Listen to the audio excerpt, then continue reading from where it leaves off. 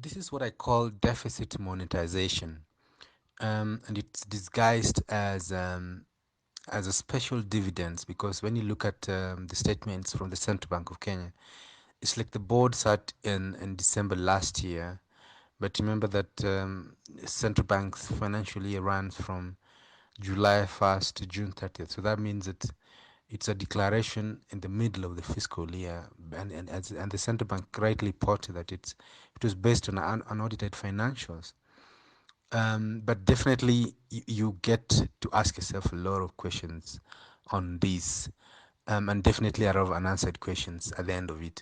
But this has two implications, most importantly. The first is that you get the feeling that reserve account, then it gives you an idea of how dire the situation is when it comes to public finances. We've always known that the public finances are quite disorderly, but we didn't know that it's to this extent.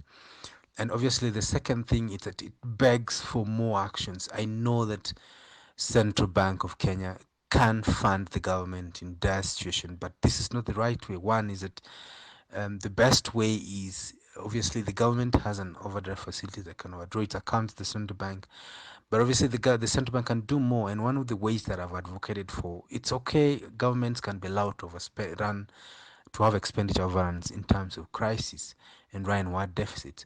And the best way they can do this at this moment is that one is Parliament can amend the Central Bank Act to increase the limit, the overdraft limit, by way of one, increasing the amount that the government can access. And in terms of overdraft, right now it's pegged at 5% of the last audited revenues, right?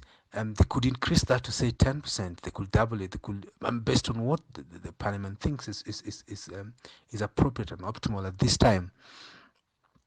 And the second thing is that the act also allows, rather states that the government has to issue a similar security for a similar tenure. Right now, the overdrafts are only secured up to 1 year. That means the government has to provide securities for 1 year. Well, Parliament can also amend and say go beyond 1 year to give it more time. And in this scenario, in the current circumstances, I'm looking at a period of probably 2 3 years.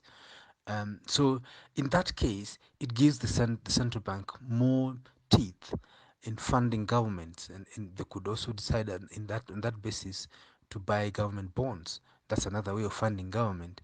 But this action of crediting the government treasury's account to the extent of 5 billion shillings from central bank's reserve account, I think it's, for me, it's very disingenuous. There are more. The central bank has more tools at its disposal when it wants to fund the government. They have more tools that they can do instead of going through this.